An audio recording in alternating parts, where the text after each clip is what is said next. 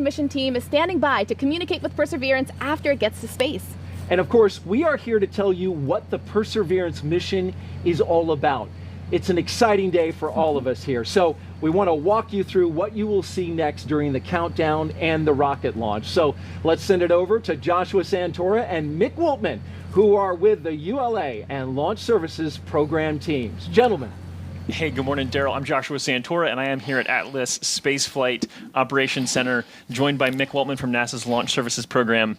Mick, you excited to go to Mars? I am excited to go to Mars this morning, Josh. This is a great day. The sunrise out there looks awesome on this rocket, and ready for a great launch today. Thanks for having me on the show. Man, happy to have you along, providing a ton of good context as we go through. Before we dive into the story of Perseverance, we want to give you a preview of what's ahead today in the countdown. Things really got going this morning just after midnight, actually, and Atlas V is just about ready to fly. In a few more minutes, we're going to get the final check of the weather, and that weather report should be coming back really positive. It's been great all morning. We have the terminal count ahead after that. We will be proceeding through the last few minutes of the countdown, and then the drama will be at its peak at launch when the clock strikes 0, the engines ignite, and the spacecraft and rocket take flight. After successfully passing through max Q just shy of 2 minutes into flight, the solid rocket boosters will be expended and will be jettisoned.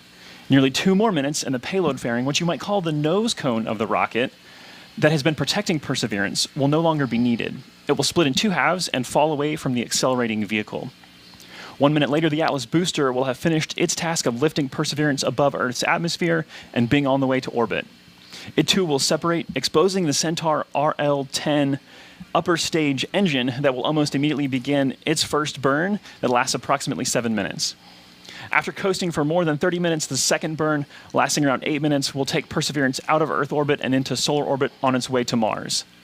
That sets up spacecraft separation and the final milestone we're hoping to hear this morning, the acquisition of signal. And I say hoping to intentionally because it's quite possible that Perseverance will be in perfect condition, but we won't make contact during the broadcast. So lots more to come, lots ahead, but Daryl, we're going to throw it back over to you now to tell us more about this amazing mission. All right, thank you, Joshua and Mick. We've got a lot of really smart people and talented people that we're going to be talking to today, but let's begin with a scientist who's coming up in just a bit.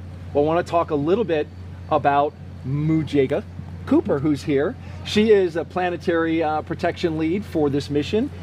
Thank you so much. You've been working on this for a while, Moo. Yes, this has been 7 years in the making, and I'm so excited to share this moment with you and with those that are viewing today. I'm just ecstatic. It's fantastic, and we're in a launch period. People probably want to know, why are we launching today? Why are we launching right now? We're in a period that only comes around once every 2 years. Yeah. Explain that. The orbits of Earth and Mars are on the same side of the sun so that we can reach that destination with less fuel. So it's the best time. Short journey, less power. We like that. And we're studying the climate, the geology, and searching for ancient life. But Moo, what kind of life are we talking about here? Well, when we search, we're not going to find dinosaur fossils, right? We're likely, No? unfortunately, likely we're going to find it in the form of microscopic life.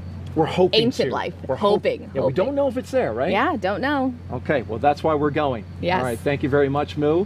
And back here on Earth, our friends at Twitter are celebrating Mars 2020 in a very special way we want to let you know about. Check this out. If you tap the like icon on any tweet containing the hashtag countdown to Mars, you'll see an animation brighten up your screen. You can check it out. Also, the like button itself has a special little animation that you can see right there in the corner. See that? Did you see that little sun and the rocket? You should went hit it there. That's right. You just hit it and it goes. Oh, there you go. It will also work in any language from our partner countries, including Spanish, French, Norwegian, and Italian. Wow, that is pretty incredible. That's pretty neat. Yeah. And despite the daunting challenges, NASA has a long history of missions to Mars, going all the way back to 1965 with the Mariner 4 spacecraft. Yeah, we've covered a lot of ground on Mars since then. So let's head out to California and join JPL's Raquel Villanueva. Raquel, what can you share about our history of exploring Mars?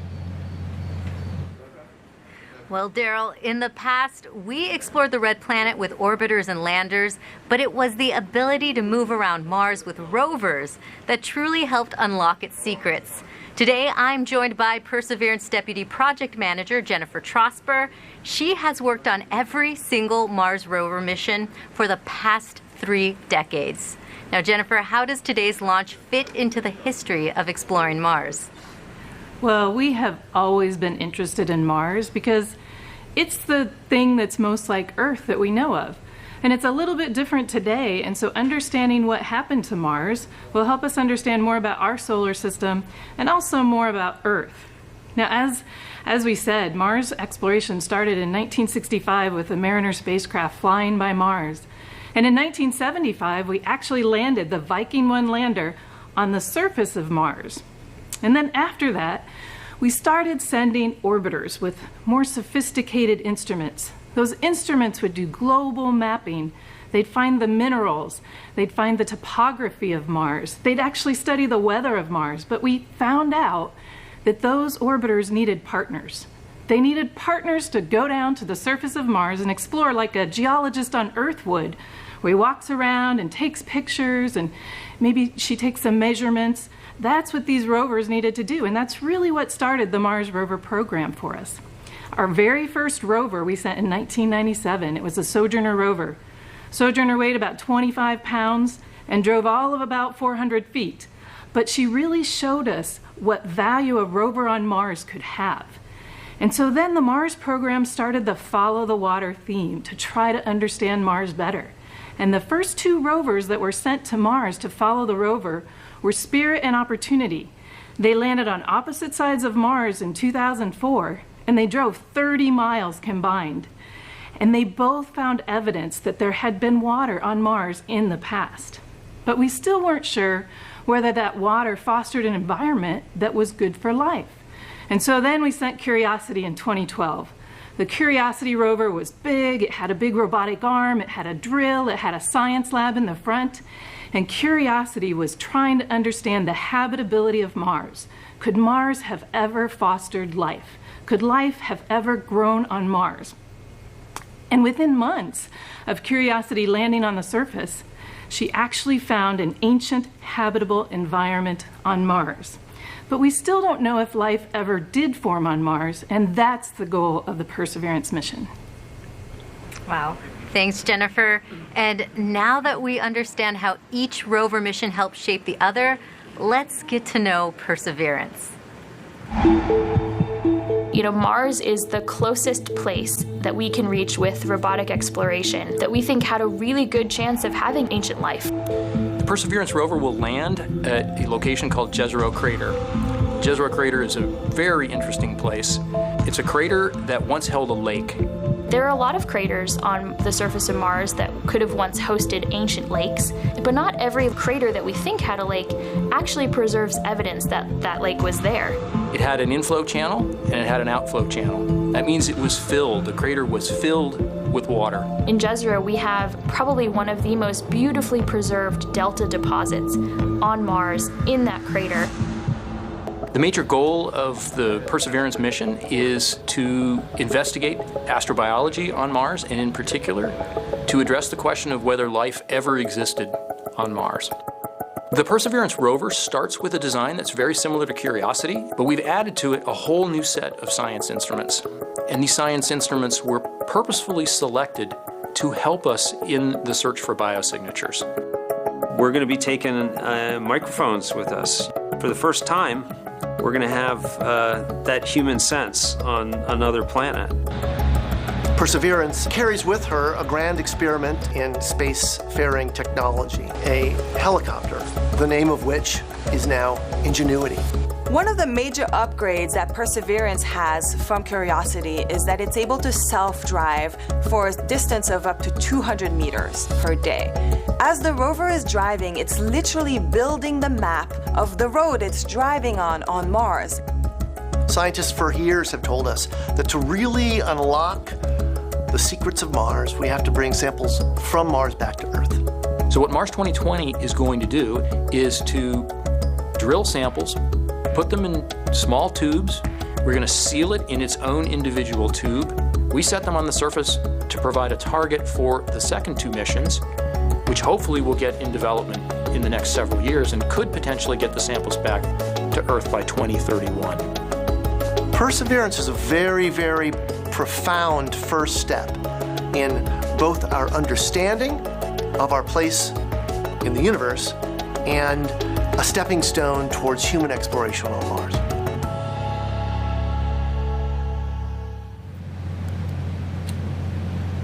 And a great breakdown of the rover there. Welcome back to the Kennedy Space Center in Florida, where our next Mars rover will be propelled into space by an Atlas V rocket. And the man who leads the company tasked with safely getting Perseverance off this planet is Tory Bruno. He is the CEO and president of United Launch Alliance. We appreciate you being here, Tory, this morning. Oh, happy to be here. How is the launch team doing? How are you doing? Well, the launch team is doing great. They've been on station for hours. They're calm, they're confident, they're going through the script. I'm a little nervous, but I always get nervous before all of my 400 launches so far. Wow. You get a little nervous. Why do you get nervous? Well, you know, a rocket is such an incredibly powerful and complex machine. Everything has to go right, nothing can go wrong, and it's just, it never gets old. It's always the same. It's always exciting. Yes. And this is a particularly exciting mission. Talk a little bit about that. This is the largest and heaviest rover that we've ever sent to the Red Planet. So how did you configure your rocket to do this launch effectively? Yeah, this is our second most powerful Atlas, the 541. We call it the Dominator. It's got 4 giant SRBs, each putting out 350,000 pounds of thrust to augment the center core. And so it has got the power to get out there to Mars, as well as the precision. It's the most accurate rocket in the world, because when we let it go, it's got about 200 million miles to travel on that transfer orbit. And precision is key. That is right, yes. So the power source for the Mars rover is a contained radioactive battery. I've seen it up close, and we had to alter the way we behaved around that. Yes. How has that changed your team's efforts? Oh yes, the operations around that are completely different. Now, we have a lot of experience with these. We've flown all of America's RTGs, and we're the only provider that is certified to handle them. But, you know, it is still 11 pounds of plutonium, as you saw. And in this particular case, the one very special thing was to install it in the VIF, where we would normally never breach the containment around the spacecraft, because it has to be clean and biological free. But we created a portable clean room and brought this nuclear battery out and installed it in the machine while keeping everything perfect. Awesome. Can you explain what the VIF is, actually, before I let that go? Yeah, the VIF is the Vertical Integration Facility. So these rockets are so gigantic, we build them in a factory, but we can't assemble them there. Atlas and Perseverance are standing 20 stories proud right now on the pad. So they come to Canaveral in pieces on our rocket ship, and then we assemble them in the Vertical Integration Facility. And normally the last thing would be to bring an encapsulated, under the fairing, perfectly clean and prepared spacecraft and put it on top, which we did, but then we opened it to install the MMRTG battery. Yes.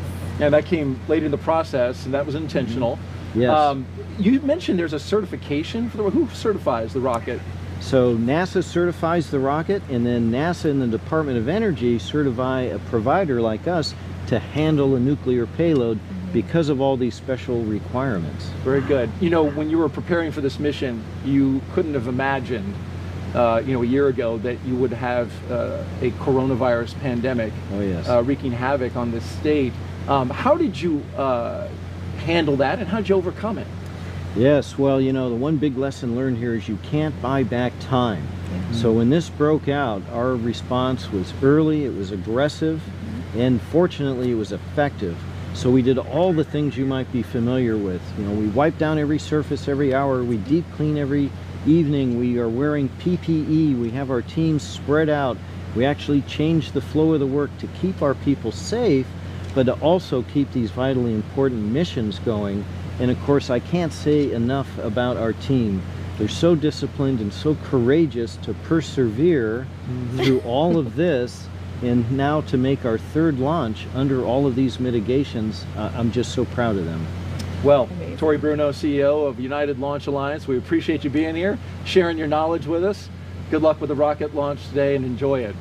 Thank you very much. Go Atlas, you. go Perseverance. All right. The countdown to Mars is well underway. Let's go to our launch commentator team for an update on the pre-launch efforts and a weather forecast. Joshua? Hey, thanks, Moo. Operations this morning have been really pretty quiet. Mick, can you tell us what's transpired to get the rocket to the point that it is today, right at this moment? Yeah, actually, Josh, it's great to have a quiet countdown this morning. That means really good things for us here in the ASOC. But the teams did come on station today about midnight. They got on station, started configuring the launch vehicle, getting it ready for fueling, as we've been listening to them fuel the first stage Atlas with LOX and the second stage Centaur upper stage with cryogenics. The team continues to do that. They've checked out the avionics, the electrical systems. They've also done a flight termination system check with the range. So all systems are looking nominal, and the team is now currently in their T-4 and holding and just assessing the telemetry and the launch vehicle as we get ready to lift off this morning. Yeah, and it is a programmed hold, so this is part of the plan. This is not anything going wrong. We do have a 2-hour window today, but everything is charging ahead towards that 7:50 a.m. Eastern liftoff time. We want to introduce you to a few of the teams involved this morning. We want to start with the U.S. Space Force. They're responsible for the range operations and weather activities. So, Mick, tell me about the range really fast before we get this weather briefing in just a few seconds. Yes, the United States Space Force is responsible for public and personnel safety here at Cape Canaveral Air Force Station and Kennedy Space Center, where we're launching from. So a very important part of the mission today. They are one of 5 teams that are working with us to launch Mars Perseverance on its way this morning. And an important part of that, not only public safety, but is they also do weather for us to make sure that everything looks good. As we saw that sunrise this morning come up right behind, everything is looking good. Here, so. RC, LC, that one. RC, conduct weather briefing on Channel 8 Weather Conference. Roger.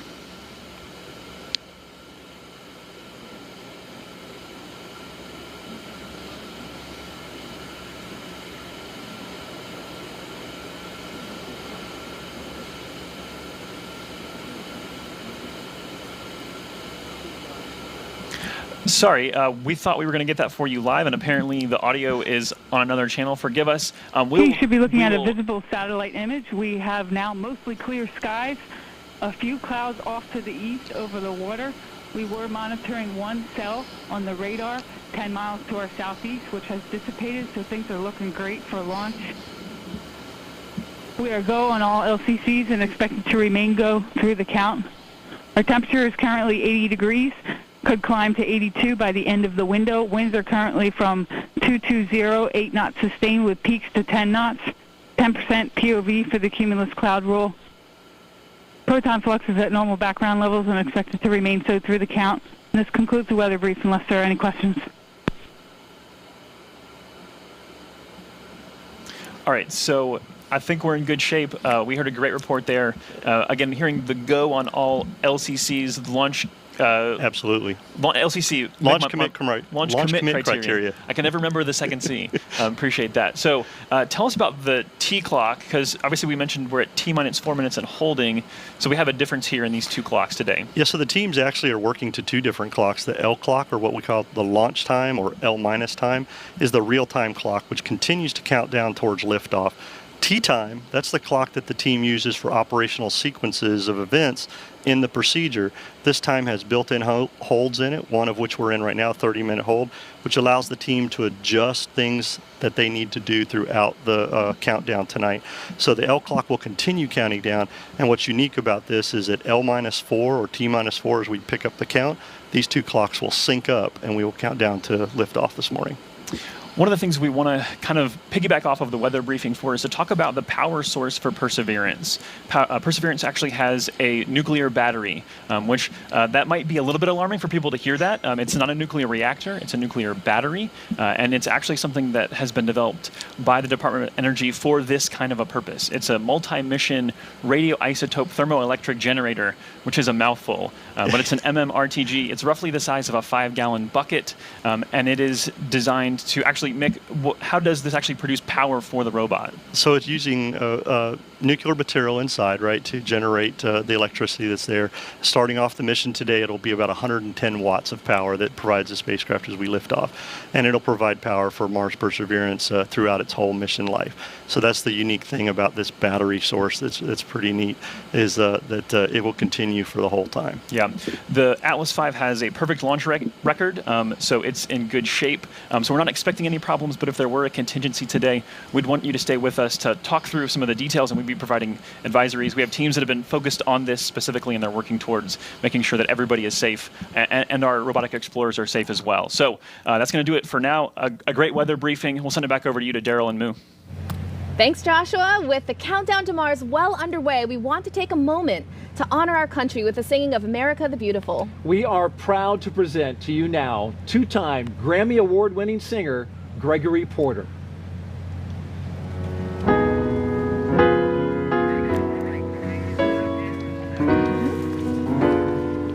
Glory Glaze, come on down. Good morning. For spacious skies, for amber waves of grain, for purple mountain majesty above the fruited plain.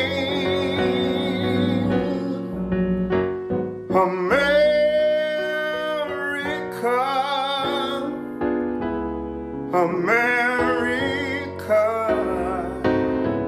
God shed His grace on thee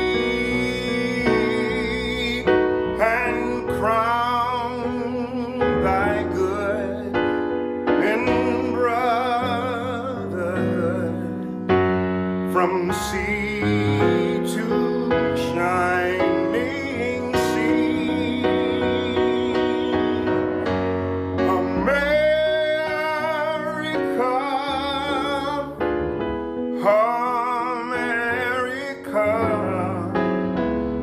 God shed His grace on thee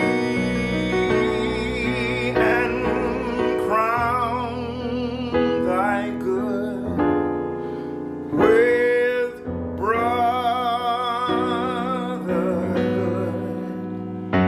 from sea to shining sea.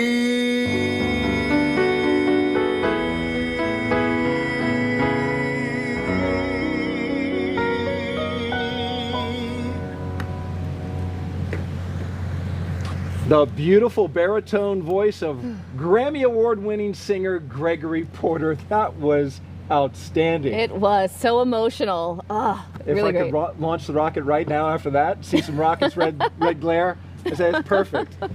Thank you very much, Mr. Porter. We appreciate that. So, Perseverance will seek to unlock many mysteries about Mars, but remote scientific instruments can only go so far. Joining us now to talk about returning Mars samples back to Earth is Dr. Glory Glaze, Director of NASA's Planetary Science Division. Thank you so much for joining us today. It's my pleasure. Happy to be here. Yeah. First, can you talk to us about the value of studying Mars samples here on Earth? You bet. So one of the most exciting parts of this mission, of course, is that we're going to drill samples that we're going to go back to Mars and pick up and bring back to Earth. And part of the reason for that is, or the main reason is, that we can only go so far with the instruments that we have on the rover. They're wonderful, it's a great suite, but nothing compared to the state-of-the-art instruments in the laboratories around the world. So we really want to get those precious samples back here so that we can do that really in-depth analysis of the samples here. In addition to that, not only do we want to study them now, today, with those state-of-the-art instruments and facilities, we can preserve actually most of the sample for decades, and that will allow us to use future instruments that haven't even been invented yet, or answer questions we haven't even thought of yet. So it's really important to get those samples back here. And could we confirm life if it is there with the instruments we have on the rover, or would that actually happen back on Earth? I fully expect we won't be able to make that real determination until they're back here on Earth. We expect with the instruments we have on board to be able to detect biosignatures and the types of things that say, yes, this is a sample that may contain evidence of past life in the sample, but I think it'll be very difficult to confirm that until we actually get the samples back here on Earth. Speaking of getting them back here to Earth, the key part of this, how will you do that? That's a great question. We're already starting work on that next mission called Mars Sample Return. We think it's going to launch. We're planning for a launch in 2026. This is a really complex mission. It's going to require 2 launches from Earth and 1 launch from Mars in order to get those samples back here. Wow. We're working really closely with the European Space Agency, our core partners on this mission.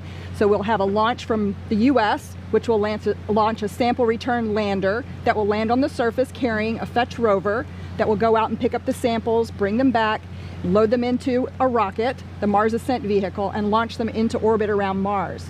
At the same time, when we launched from Earth, the Europeans are also launching an orbiter from Earth that will be in orbit around Mars, and it will capture those samples with that orbiter. We're going to capture them, and then it will make its return trip back to Earth, release them, and they'll come down and land in the Utah desert, where we will then safely carry them and put them in the curation facility. Wow, what a process. Awesome. Yeah. That is so amazing. Thank you so much, Lori, for joining us today. We appreciate My your time. pleasure. Enjoy the launch. Get a I'm view. gonna. Yeah, go Perseverance, go Ingenuity. Awesome. Thank you, Lori.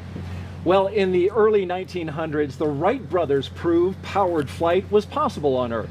Now, NASA plans to test a powered flight on Mars with an ingenious helicopter. So let's get back out to California now. And Raquel, the Martian atmosphere is 99% less dense than here on Earth. So this is no easy task to fly on Mars. It is, Daryl. Now, hitching a ride on the Perseverance rover is an exciting technology demonstration. The Mars Ingenuity helicopter. Now, if successful, it would mark the first time humans have taken powered flight on another planet. Ingenuity's project manager, Mimi Ung, joins us now to talk about the set of milestones Ingenuity needs to hit in order to take flight on Mars. Hi, by the way, we just had an earthquake in this room. But anyway, with that, Mars helicopter tech demo is motivated by the potential of adding the aerial dimension to space exploration. In the future, a helicopter can serve as a scout for rovers and astronauts. A helicopter can get us to places of high scientific interest that cannot be reached today. It's not easy to build a rotorcraft for flight at Mars. The atmosphere there is very thin, about 1% compared to that at Earth. So a helicopter for Mars has to be very light and have a rotor system that can spin very fast. Behind me is the full-scale model of Mars helicopter Ingenuity. It's very light, 1.8 kilograms, about 4 pounds. It's capable of flying through the thin atmosphere of Mars and is capable of surviving and operating autonomously. There is a set of milestones between now and Ingenuity's first flight. The very first one is when we turn on the helicopter and the base station to check their health. First time operating in true space environment. The next major milestone will be when Perseverance rover deploys Ingenuity helicopter to the surface. The deployment will also mark the first moment the helicopter starts to work on its own in a standalone manner. It will never return to the rover. And the first major milestone then will be the helicopter surviving the first cold Martian night, about minus 90 degrees Celsius. And we've designed the helicopter to keep itself warm. So we've planned for up to 5 flights in the 30 Martian days that have been set aside for our flight experiments. The flight data we get from the helicopter will inform our team the health of the helicopter and performance of each flight. The data could also include a few color photos. First ever photos of Martian terrain taken from aerial vantage. That would be true icing on our cake. Cake, Mimi, thank you. And you're right, we did have a little bit of a shakeup, but everything seems to be okay right here so far. And we look forward to Ingenuity's first flight. And with that, let's head back to KSC as we continue the countdown to Mars. All right, thank you, Raquel. When the name Perseverance was chosen for the rover, our country was in the early stages of the COVID-19 pandemic. Now, the name is also a fitting description of what NASA teams needed to get this rover to the pad on time. Joining us now is NASA Administrator Jim Bridenstine. Thank you very much for being here, Jim. Perseverance is meaning a lot, and that includes recently a 3.9 earthquake that we have reports of in California. Yeah. We just saw our own Mimi Ung. She said things were rattling there. So we are persevering a lot. Good thing we're not launching from Vandenberg today. You're absolutely right about that. Things looking good here in Florida. I want to ask you, why did you choose to to move NASA forward on this launch in the midst of a global pandemic? Oh, well, there's a number of reasons, but I think the biggest thing is, the public wants to see the United States of America and our international partners do stunning things. And we have a history of doing amazing things in the most challenging times, and this is no different. So look, here's the other challenging thing with Mars in general. We can only go to Mars once every 26 months when when literally the planets are aligned, and if we miss this launch window, it would cost us $500 million to store this vehicle for the next 2 years. And so there's a lot of reasons to go forward. Some of it is, financial, the NASA budget, and then the other big reason is Americans want to see us continue to do big things. I want to be really clear though. We have made sure that all along this process, if somebody didn't feel comfortable working on this project, they had the option to not work on this project. And I will tell you, we didn't find that very often, if at all. Mm-hmm. I will also say that our highest priority was the safety of our people, and we wanted them to know that if they come to work, they're going to be safer at work than they would be if they stayed at home. And of course the personal protective equipment, the social distancing, the changing of schedules in order to minimize people working on the vehicle at one time. All of these things were put into place as protective measures, but it is true. The name Perseverance, which was given to this robot by Alex Mather, who's a 7th grader in Virginia. This is all about perseverance, and going to Mars, as you said, going to Mars is all about persevering in general. Doing it now is more persevering than ever before. Real quick, we've got a launch, of course, counting down. How are you feeling?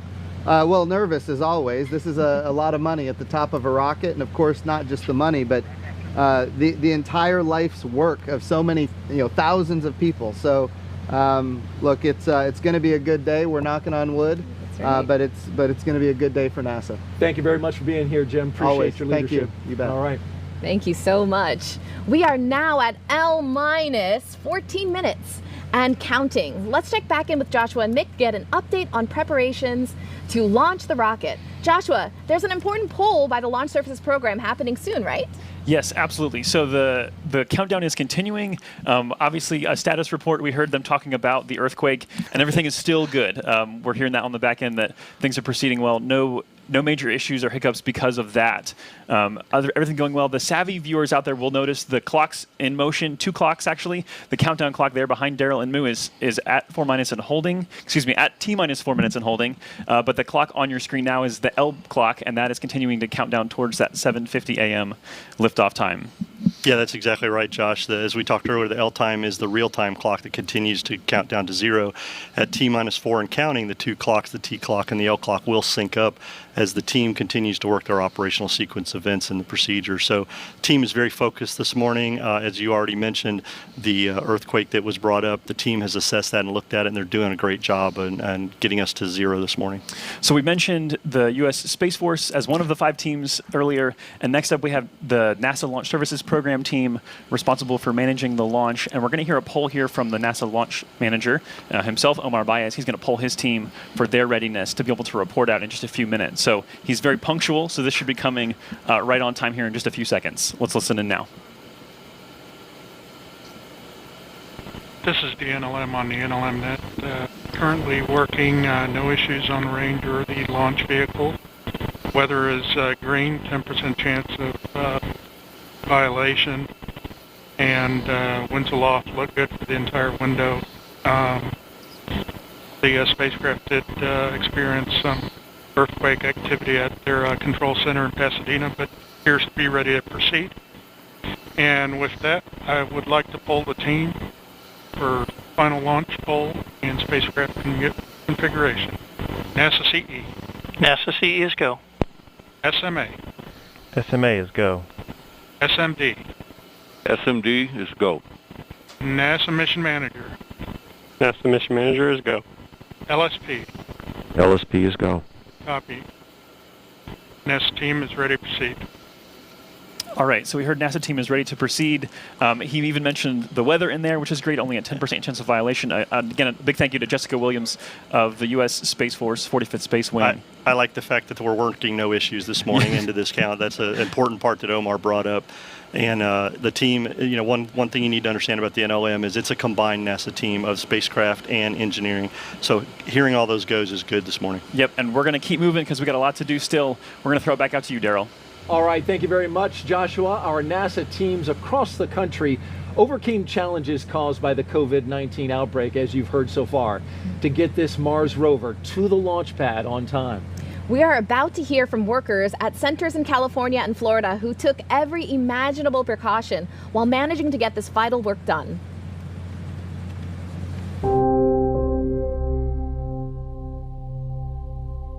When I saw the country shutting down, I thought for sure there is no way we're going to be able to continue this.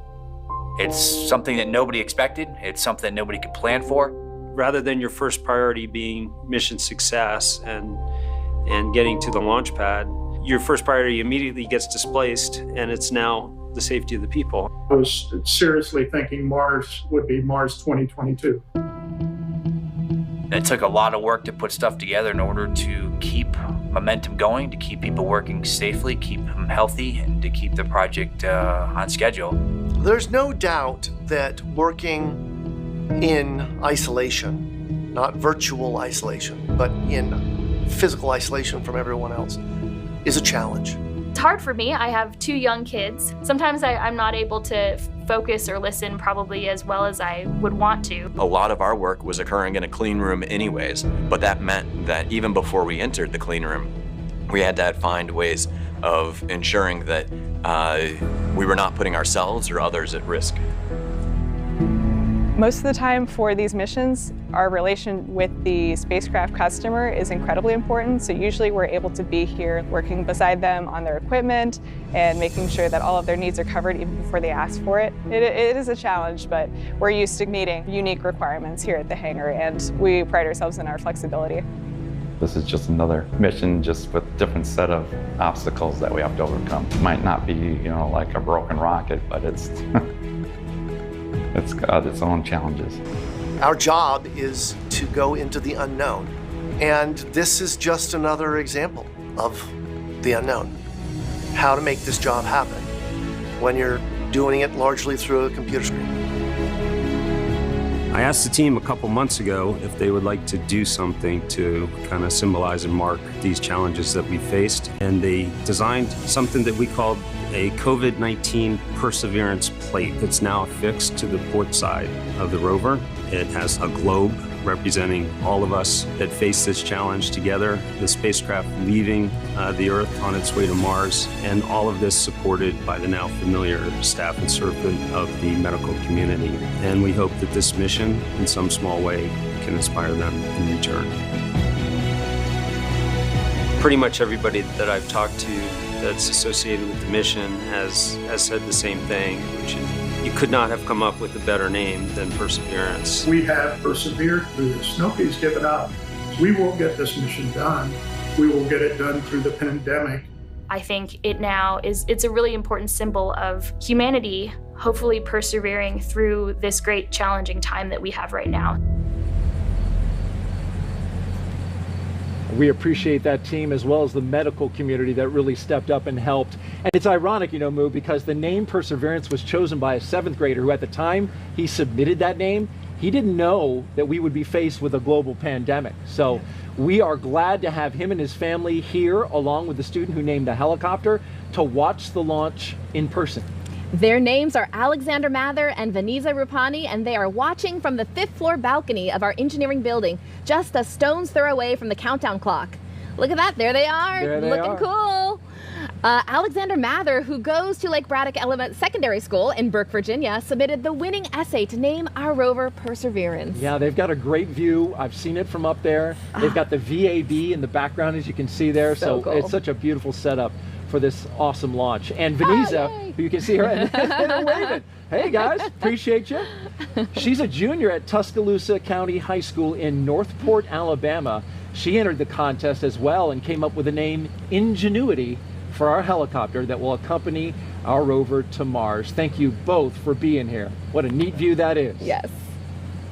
All right, folks, with the coast phase coming up, we want to let you know that after the launch, it will be about an hour before Mars Perseverance separates from the second stage. When that happens, the rover will then be on its way to Mars, so hang in there. Yeah, don't go away, as we will walk you through the flight around the Earth, and we'll talk live with the astronaut Zena Cardman about our human exploration ambitions and NASA's Associate Administrator of Science, Dr. Thomas Zurbuchen. It's going to be great, folks, so stick around. It's L-6 minutes and 26 seconds now, and time to focus our attention on the launch operation the rest of the way to liftoff. So let's send it back out to Mick Woltman and Joshua Santoro. Gentlemen.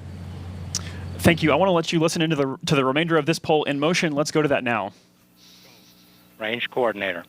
Clear to proceed. Launch director. LD is go, and you have permission to launch. Proceeding with the count. ALC, verify T0 is set for 1150 Zulu.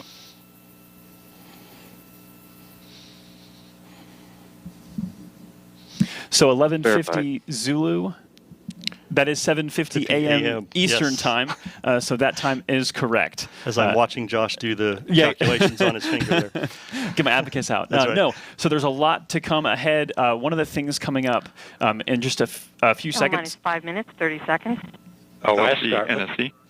Go NSC. Spacecraft on internal power and timer set for T0 of 1150 Zulu. Roger. OS, start list data capture. Roger. Fantastic. All steps are complete prior to terminal count. LC switch is ready. Awesome. So things are really starting to pick up here. You're going to hear more and more chatter on those nets there. That call was to say that Perseverance is powered and ready to go, which is a phenomenal call. Yeah, a couple things happened during that time, right? Is launch conductor, ULA's launch conductor, Scott Barney, pulled the whole ULA team. They were all go. We got to hear the third of our 5 teams. The third of our 5 teams. We got to hear the end of that where the range was clear to proceed, and ULA's launch director, Bill Cullen, gave the authority to go for launch this morning at 7:50 a.m. Then we got to hear from the JPL spacecraft team that they are the fourth team, that they are on internal power, and timers are set.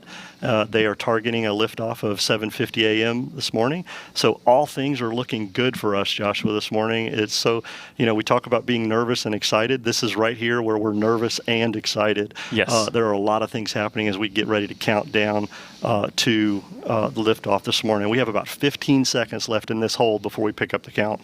Yeah, we're going to listen into that. The 5th team, the one we haven't mentioned yet, is the Department of Energy, who is responsible for the MMRTG, the power source for Perseverance. 3, 2, 1, mark.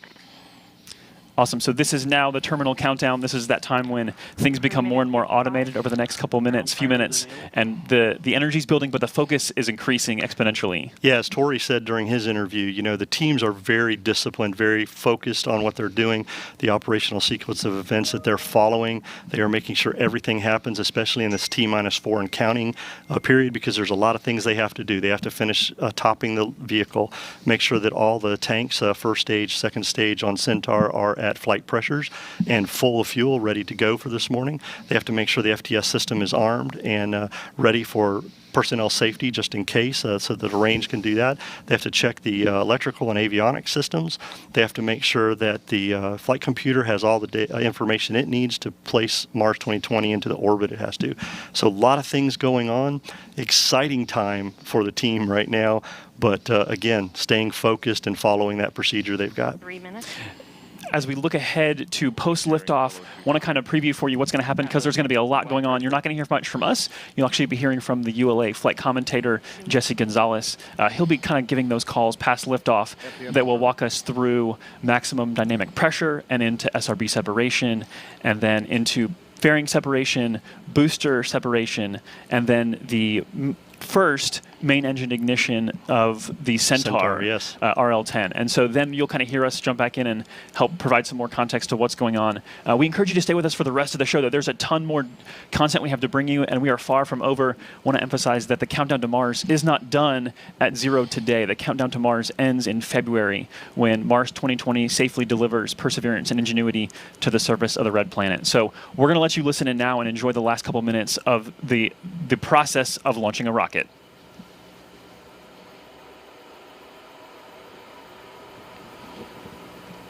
1 minute 59. Vehicle internal. 1 minute 55. Launch sequencer start. 1 minute 50. Securing Centaur LH2. Securing Centaur LO2. So there we heard the fueling is 1 wrapping minute up there. 40. Yep, fueling is wrapping Launch up. enabled. Team is gone. Launch 137. enable's done. Launch conductor sequence is ready to go. They're getting ready to turn the vehicle over to auto FPS sequence at T-minus 31 seconds. So that's a big thing that they're getting done here. At T-minus 25 seconds, we will hear the team give their final goes that everything is ready and 1 the minute launch 20. vehicle is ready to lift off and OCU perform armed. this mission. SCS count started. 1 minute 15. Produce CCS for launch. Roger. 1 minute 10. Vent valves locked.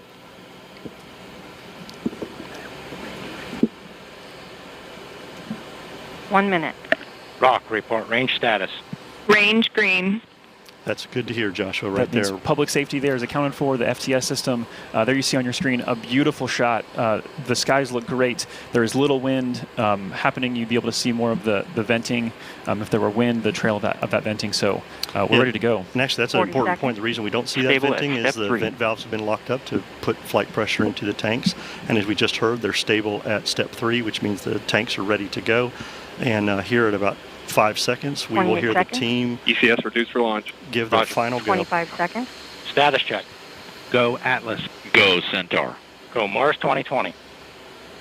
There we go. We are ready to go lift off this morning, Joshua.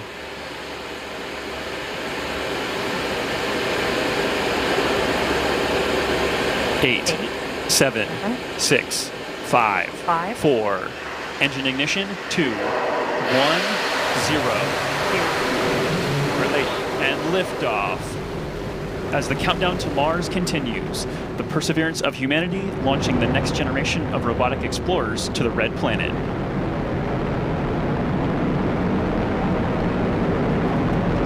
And Atlas TU has gone to closed loop control.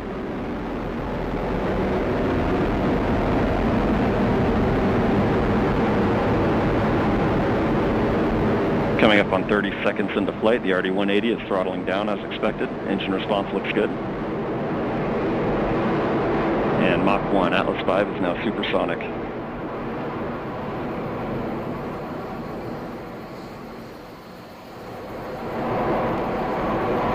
And passing 45 seconds into flight, vehicle is now passing through max Q, maximum dynamic pressure.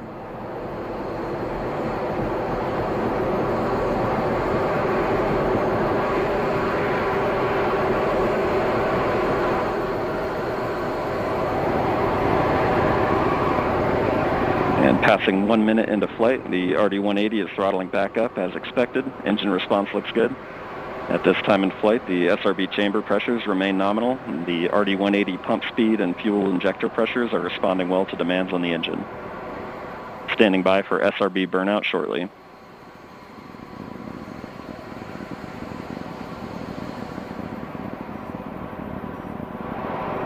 And we have burnout on all 4 SRBs. Burnout pressure signatures look good. Standing by for SRB jettison shortly.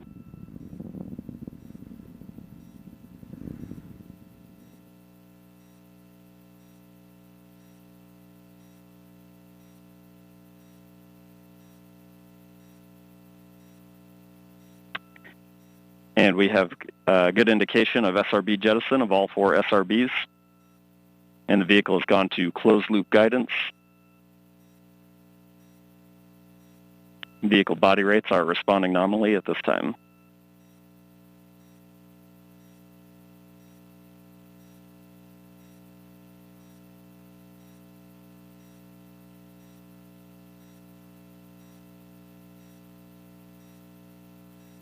And coming up on 2.5 minutes into flight, the RD-180 is throttled down slightly as expected. Engine response continues to look good. At this time, the vehicle is 50 miles in altitude, 85 miles downrange, traveling at 6,000 miles per hour.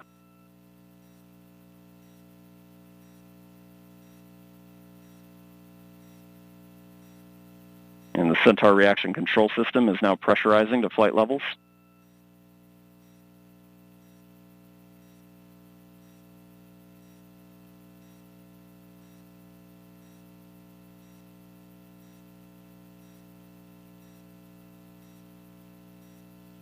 And just past 3 minutes into flight, the RD-180 is now throttling to maintain a constant 2.5 G acceleration limit for payload fairing jettison.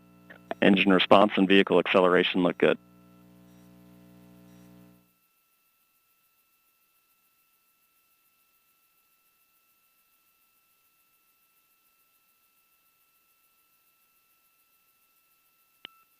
And we have good indication of payload fairing jettison and Centaur forward load reactor deck jettison.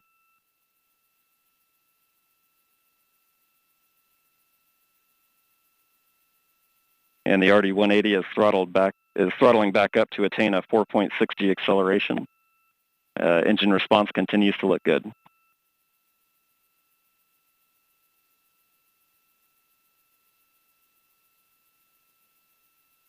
And Centaur has begun the boost phase chill down sequence to thermally condition the RL-10 for operation. Standing by for BECO shortly.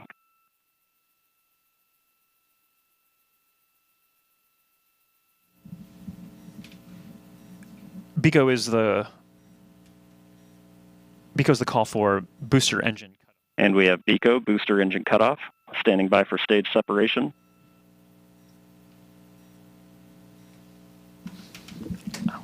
And we have good indication of Atlas Centaur separation.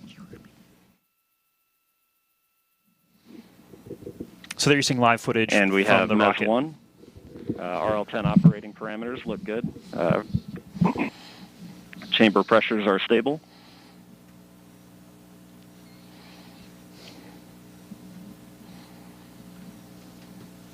This will be the first of 2 burns for today's mission. This first burn will be approximately 7 minutes in length.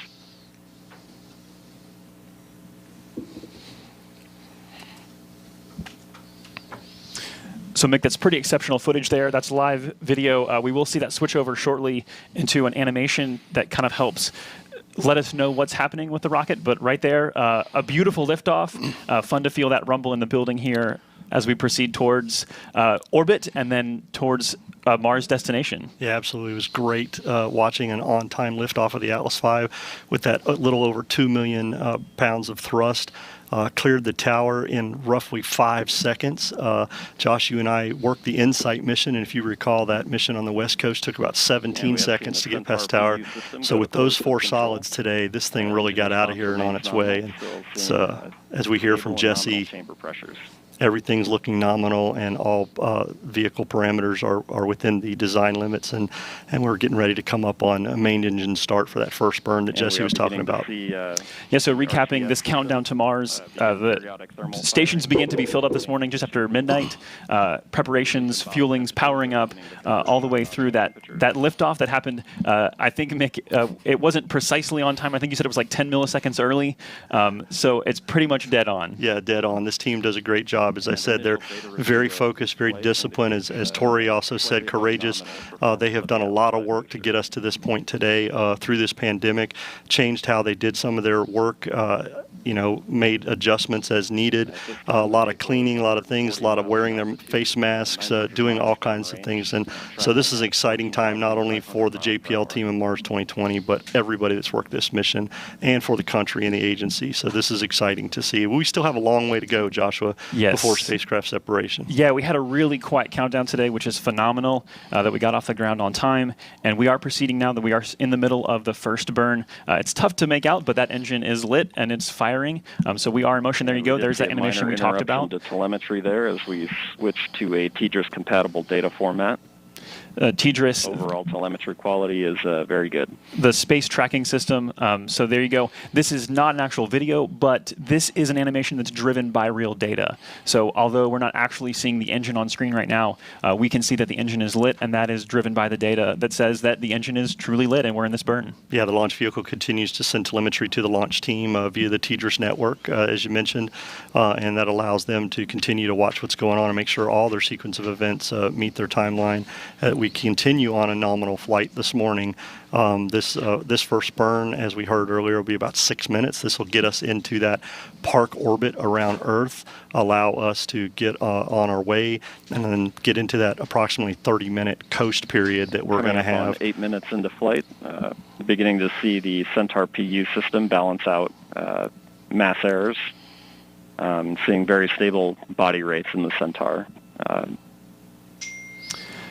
So we've mentioned 5 teams at play, and although if you were watching, hopefully you got a chance to see this in person, if not on camera, it's easy to kind of say, oh, it's over, like job done, but all 5 of these teams still very much engaged, still very much focused, because there's a lot of work ahead as we proceed through this first burn, and then a coast phase, like you mentioned, Mick, and then a second burn, and then spacecraft separation and the acquisition of signal from Mars 2020.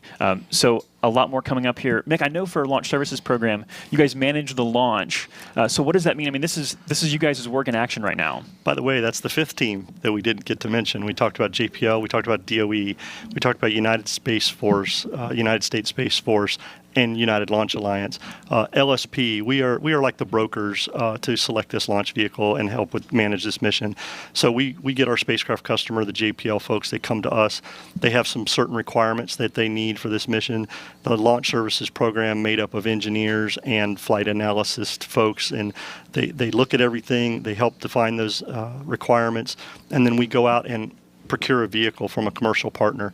In this case, it was the Atlas 541 for the Mars 2020 mission that was needed for performance, right? You and I have talked over the last several days, Josh, one of the things that was important for us to look at was that performance, to be able to get Mars 2020 onto that transfer orbit into solar orbit to intercept Mars in 7 months. It's kind of analogous to a football game, right? With a quarterback trying to throw a pass downfield. You need a quarterback with a lot of performance who can get that ball down there where it needs to be, so the receiver can intercept that. In our case, 7 months later. There you go. Yeah, it's the longest football pass ever. The Earth is the quarterback, the Atlas is the quarterback's arm, Perseverance is the football, and Mars is the receiver. That's exactly right. And what we also talked about is that technically you could launch to Mars at any time if you had a rocket that was powerful enough.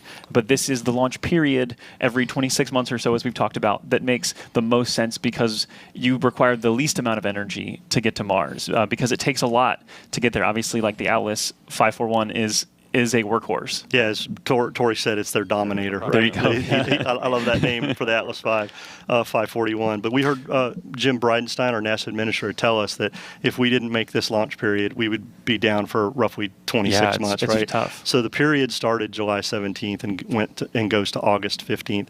Today, July 30th, was one of those launch opportunities that we had. We had a 2-hour window, and within that window, we had several opportunities. 25, actually. Yeah. 25 opportunities. And we launched at the beginning of the window on our first opportunity to get Mars 2020 going on its way. And that, that sounds like a lot, and it is. The flight analysis group, both at JPL, LSP, and ULA, did a lot of work to pick out those target sets and figure out where we needed to be. So they've done a great job, and we'll see how this mission continues. So, Mick, tell us about the 2 burns required here, and we're actually coming up on the end of the first one.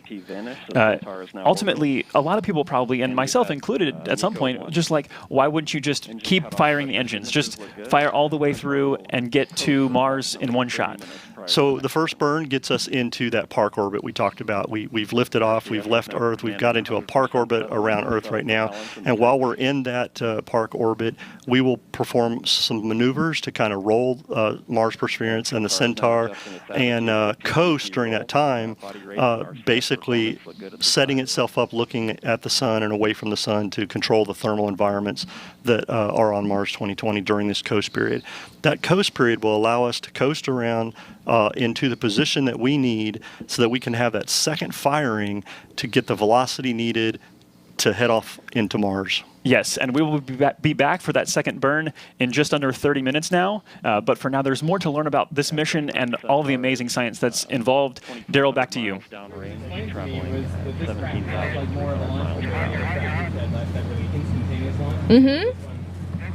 All right.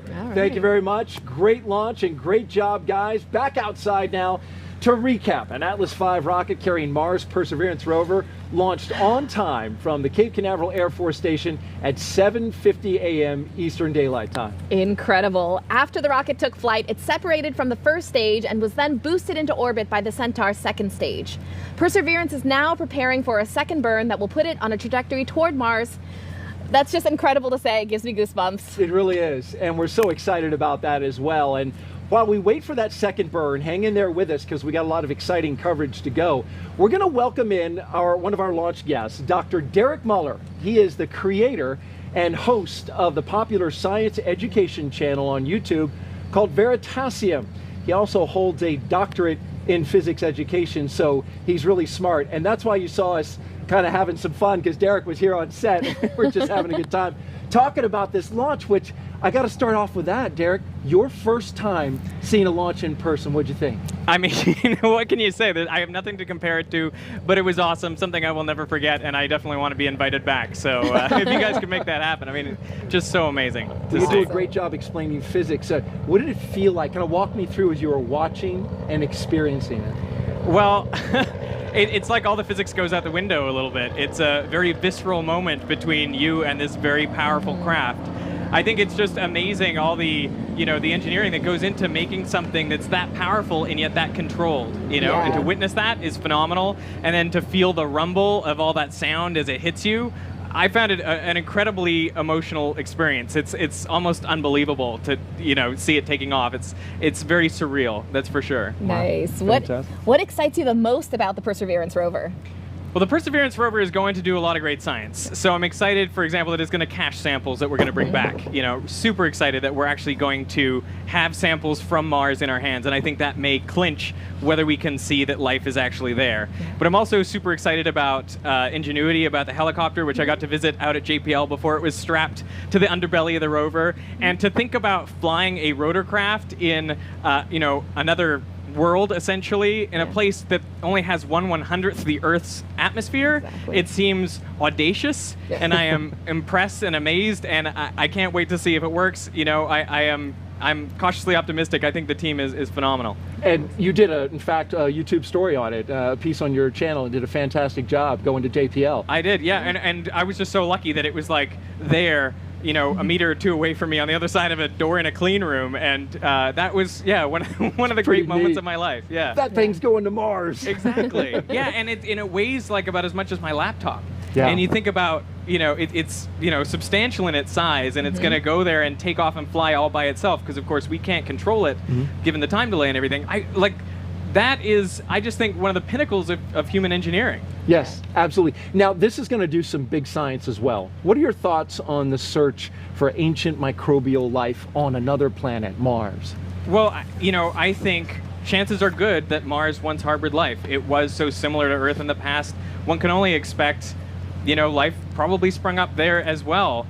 But I'm really excited for us to get that confirmation, because I think it really transforms our ideas about life and, you know, how frequent it is. Right now, all we have is this sample size of one Earth with life, you know? If we find another one, that's 100% more information and data, and I think it's likely that that life will not be exactly like ours. And I think it'll be fascinating, everything we can learn about, you know, other potential forms of life just by finding, you know, life on another planet. You seem to suggest that you think there is life. I do. I mean, you have liquid water for, I don't know how many, you know, 500 million or 1 billion years. On Earth, that was enough to create life. So, you know, the guess is that's not a unique thing, you know, right? I mean, the scientific hypothesis is you run that enough times, it's bound to lead to life again in other circumstances. Dr. Derek Muller, we really appreciate you being here, YouTube creator with the channel Veritasium. We know you have a 2.5-week-old child that your wife is holding out. There are very few things that I could leave for, but this launch, that is one of them. Thank you so much for doing so. Get a selfie with our full-size rover back here. You see that? Please. I definitely will. Very good. Thank you so much. There has been a lot of anticipation by NASA teams leading up to this launch, but some won't be able to fully celebrate until the rover has safely landed on Mars 7 months from now. Raquel, you're there with the Mars mission team at JPL in California. How are they reacting to seeing Mars 2020 take flight? Well, Moo, it's been quite an eventful morning with the earthquake, but you could feel the energy building in the room in the run-up to launch. And now I'm with Bobby Braun, the Director for Planetary Science at JPL. Bobby, now that we've started our journey to Mars, can you tell me how you are feeling? Wow, it's a great day. We're all so excited, and to get started in this way and to be on our way after all this work that the team has gone through. It's really just fantastic. That's great. Now that Perseverance is off the launch pad, what are its next steps? Yeah, well, we're almost on the path to Mars, if you will. The launch vehicle has done great so far. Our partners at ULA are just fantastic, and we're very happy to be working with them and for them to give us this boost so far. But we still have to have another burn of our upper stage.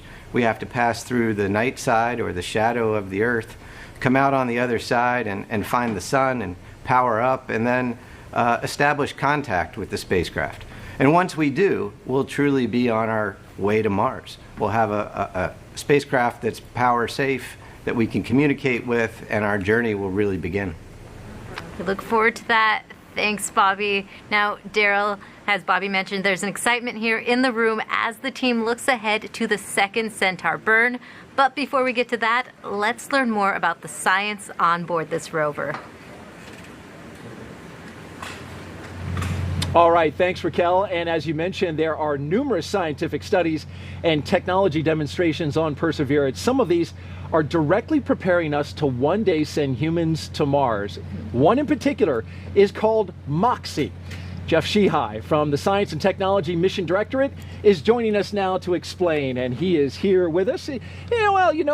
Sometimes here at the... A little difficulty with this technology that's all here, right. Daryl. Well, that's all right. It's a Britney Spears style mic, So like this. I don't know if you're... That'll work fine. We can hear you. Yeah. Thanks for making the adjustment there. So, Jeff, this is an incredible piece of technology here, this MOXIE, right? So tell us, what is it and why is it important? Well, MOXIE stands for Mars Oxygen In Situ Resource Utilization Experiment. That's kind of a mouthful, so we grab a few letters out of there and just call it MOXIE. And I think the name MOXIE has a certain kind of attitude that's appropriate for this ambitious mission to Mars. But what in situ resource utilization is utilizing the resources that we find at a destination to produce useful commodities. And so what MOXIE is going to do is suck in the Mars atmosphere, which is mostly carbon dioxide, and produce pure oxygen. Oxygen is a commodity that we can use in our exploration endeavors, and so MOXIE is the first in situ resource utilization experiment on another planet. How about that? So that's why it's so important. If we can produce things we need at the destination, we don't have to load them in a launch vehicle, launch them from the surface to Earth, push them all the way to the destination, and land them on Mars or the moon. Saving incredible weight, fuel, resources to use them, the ones that are there and in place. That's right. It took a lot of MOXIE. What were some of the biggest challenges in developing this technology, designing it, developing, building it? Well, the team that produced the hardware that we just saw being launched on its way to Mars, they certainly had MOXIE, because they had to overcome a lot of challenges along the way. When you start to develop new technologies, you're working in a laboratory, and you've got all the room you need usually, and you can build it big and heavy because you're not trying to make it look pretty, you're just trying to make it work, and you've got all the power you need, and you can control the thermal environment, and you can have teams of people come in and tinker with it and fix it when it breaks and all of that. So, but and you can probably see where I'm going with this, when you get to the point where it's time to fly that hardware to prove it out in the space environment or on the planetary surface, then the rubber really hits the road in terms of the engineering, and that's where the teams of engineers come into play, and they develop clever solutions to implement the process that's been developed in the lab and package it for space flight. So MOXIE faced a lot of challenges. Once you have to put it on the rover, the size becomes important. It has to fit in a certain volume on the rover. The amount of weight, or the mass, becomes really important. Every ounce you launch into space takes propellant to move it. So we want to make MOXIE as light as possible. Had to fit within a certain mass budget, or they would have kicked it off the rover. And we're glad you made it on the rover. And just real quick, and without getting too deep into the technical details, how does it convert carbon dioxide to oxygen? So MOXIE uses a thermal and electrochemical process. There's a compressor that was built by a company called Air Squared. Some of that was funded under the NASA Small Business Innovative Research Program, actually. And they built the compressor. What it does is acquire the carbon dioxide from the Mars atmosphere and push it into the electrolysis system. A company called Ceramatech, a team led by a guy named Joe Hartvigsen. They're now called Oxyon Energy, I think. But they built the guts of MOXIE, which is the solid oxide electrolysis system that takes the carbon dioxide, CO2, actually pulls an atom of oxygen off the CO2, leaving CO. Oh, wow. And then those atoms migrate through the electrolysis system, and those oxygen ions are neutralized, and then they recombine. An O and an O becomes O2. And so we get pure oxygen out of the system. That's fantastic. And so in order for you to get MOXIE on board the rover, actually you had to kind of clear through the very smart lady to my left. She's with Planetary Protection. So she actually had to clean off part of it. Right? Yeah. You had to heat it and then clean the That's O2 right. sensor. Yeah, the SOx part was actually self-sterilizing. It was hot enough so it cleaned itself. But there's a part, the O2 sensors, that needed vapor hydrogen peroxide sterilization. So it was the first time we used hydrogen peroxide on flight hardware. Oh, that's awesome. Yeah. Yeah. So you can say thank you. Thank you. Thank you. No, thank you. Appreciate it very Thanks for much. letting us do that. Well, you know, in speaking about the rover, Moo, what is it, you know, Curiosity told us that we have, or had at one time on Mars, moving water. That's so, right. So what is Perseverance going to do in terms of confirming whether life could have been there? Yeah, exactly. So the past missions set up the stage as far as understanding what could sustain life, and now we're actually looking for signatures of that life. And so some of the answers that you're looking for, which one are you personally looking most forward to? Yeah, I'm personally looking forward to seeing signs of life where no one will argue that it has a biotic source. It's very easy to say, oh, this chemistry could have happened from natural reasons, but I want to see a smoking gun. It would be awesome to see that. Now, that's not exactly easy, right? No, not at all. And so explain that to us. Yeah, so in order to get that definitive signal, one of the main things you have to do is make sure you have a clean instrument that you're sampling with. And so that's why we spent a lot of time cleaning, baking out hardware to such a high degree, 150 degrees Celsius for some of these parts, to make sure it was clean enough. And so those parts have to be specially made to be able to handle that heat. That's right, yeah. In order to get it past you. Yeah, all of the material selection, everything was done specifically for that purpose. Where else in the universe, Moo, do you think we should explore for life? Yeah, I'm really excited about Europa. Europa has an ocean underneath a thick layer of ice. It has vents underneath that have a heat source, so there's a source of energy for possible life. Europa, a moon. Yes, a moon. Yeah, icy moons. That's the next place to go. It's interesting that you picked that. I mean, it's a very, very cold, cold place. Yeah. You've got a rover in front of you that is miniaturized. do. We have one that is behind us. Yeah. Right. And as part of this, you also had to make sure that that nuclear battery was installed. Exactly. Yeah, there it is. Yeah, this bit back here. Tell me about how that worked, when you did it, and how that process was. Yeah, it was only a few days before this launch day. I mean, we just finished counting our samples just a couple of days ago. How about that? Yeah, so we had to actually alter the way we sample. We take wipes and swabs of every surface of the rover. But for this, we had to make sure our head was far back and we had as minimal radiation impact as possible. But we got it. It was super clean. INL did a great job. Everyone has done a fantastic job making sure this was as clean as possible. It's ready to go. What do you think about that full-size rover behind us? It's incredible. It's like, hey, you should be up there.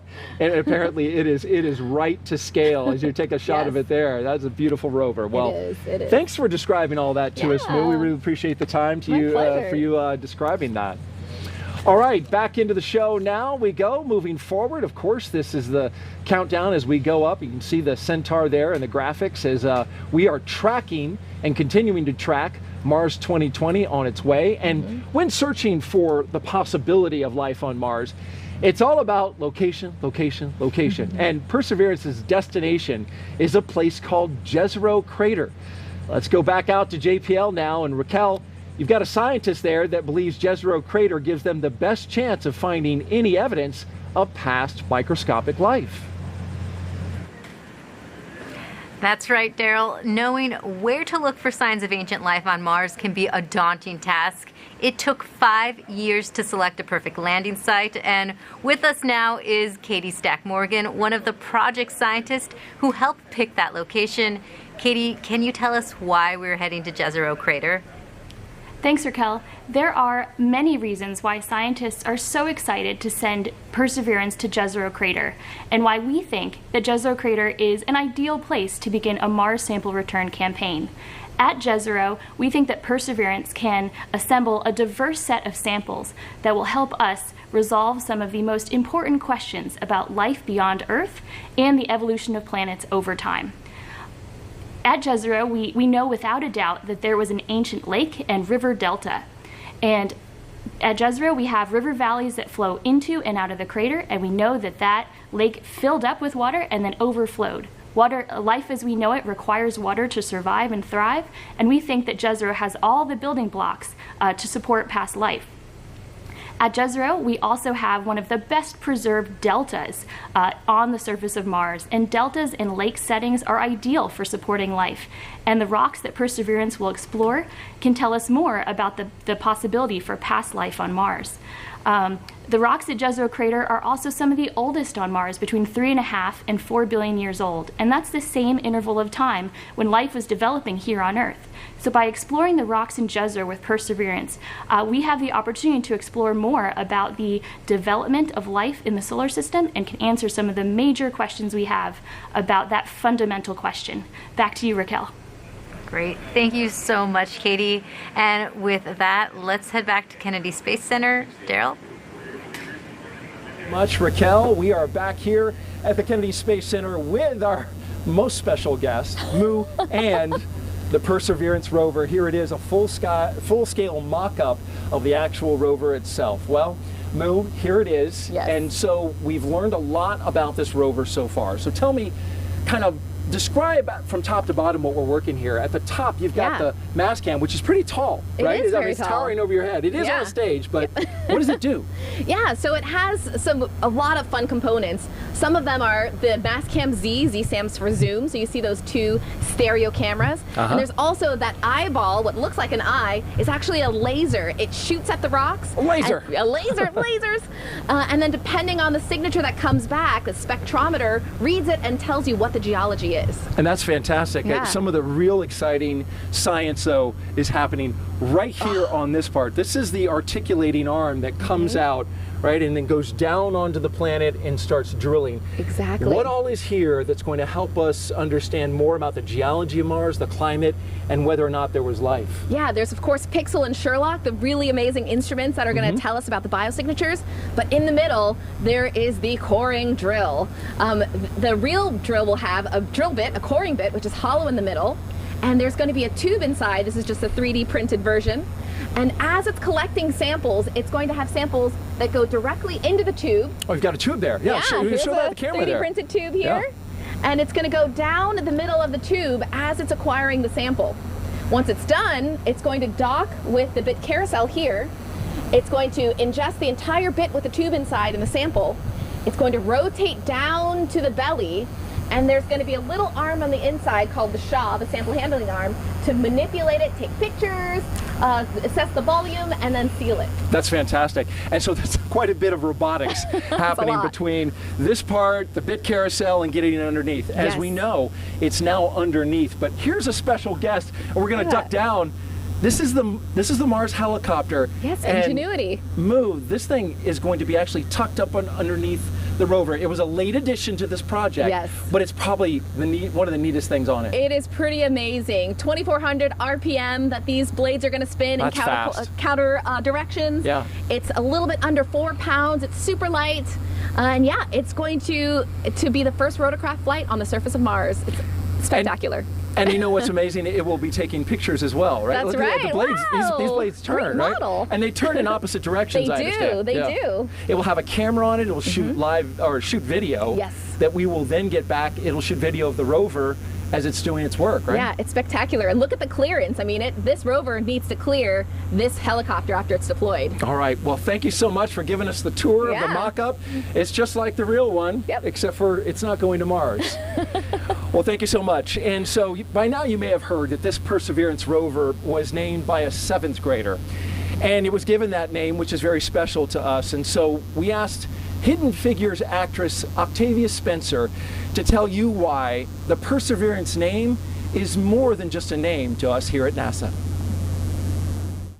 We are a species of explorers, believers. We choose to go to the moon in this decade and do the other thing, not because they are easy, but because they are hard. We are willing to do the hard things to overcome the many challenges.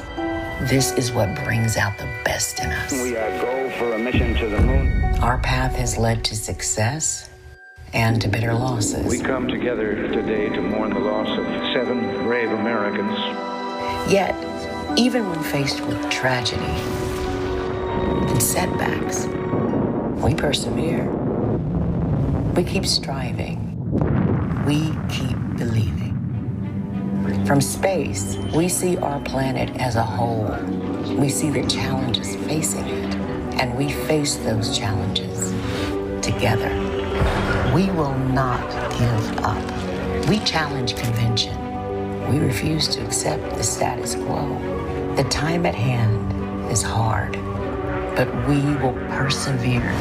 We can still draw hope from the moon and the stars, from space, from exploration. There is a new day beyond the challenges we face now. Curiosity, insight, spirit, opportunity. If you think about it, all of these names of past Mars rovers are qualities we possess as humans. 10, 9, we have ignition sequence start. But if rovers are to be the qualities of us as a race, we missed the most important thing. 3, 2, perseverance. Launch commit, liftoff. We have liftoff. We are a species of explorers.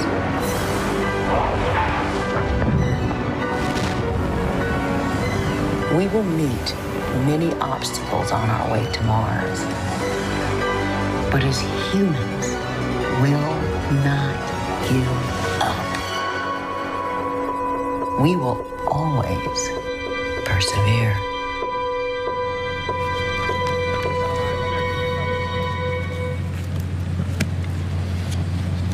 Our collective perseverance is what has gotten us to this day, and now Mars 2020 is on its 7-month journey to Mars with an anticipated landing date of Perseverance on February 18th, 2021. Now we are joined by Dr. Thomas Zurbuchen, Associate Administrator for Science at NASA. Dr. Z, thank you so much for coming over here. God, I'm so glad I'm here, and I'm so relieved. You know, we have a space mission, and we're in touch with the spacecraft, you know, and everything is nominal. We're waiting, of course, for the second burn, but not quite there, but we're really close. Yes. So can you tell us what makes going to Mars incredibly hard? So there's really 2 pieces that make it hard. The first one is what we're doing today, which is you really need to head in the right direction. Yeah. So take it off the Earth and have a lot of energy and head exactly in the right direction, because what you want to make sure is in February, when Mars comes, you want to be right there so you can get captured. The second one, which is the one that's going to make us nervous in February, is to entry, descend, and land. You know, so the Mars atmosphere is almost the worst of all worlds. If it was really thick, you could do what we're doing on Earth, which just go in and with parachute. Yeah. If there was none of them there, you could do, you know, what we do at the moon. When in Mars, you have to do both on top of each other, which makes it 10 times harder than any of the other 2, and so that's what makes it so hard. Wow. You've devoted much of your life to science, and I know you were asked the other day during a news conference, you know, why another rover, and you gave a pretty impassioned response. Why is this rover important in your mind to the work that so many people are doing in science? So it's really kind of a key of a whole bunch of new research that we're doing that is focused on a question that for thousands of years philosophers have asked, scientists have asked, and we're ready to answer with the tools of science, which is the way to get reliable answers. And that is there life out there? We have, for 20 years, we've learned about the environment at Mars, and we're ready to ask that now. And the way we're doing it is with this rover. So it's really for the first time in decades, the first astrobiology mission, we're ready for it, where it's the next step. And of course, there's others coming, Dragonfly, we're already thinking about, and, other missions. We want to, of course, go to Enceladus in Europa, and really learn about life there also. So it's an amazing first in that respect. And whether there's life there or not, that's going to be the answer that we're looking for in these places.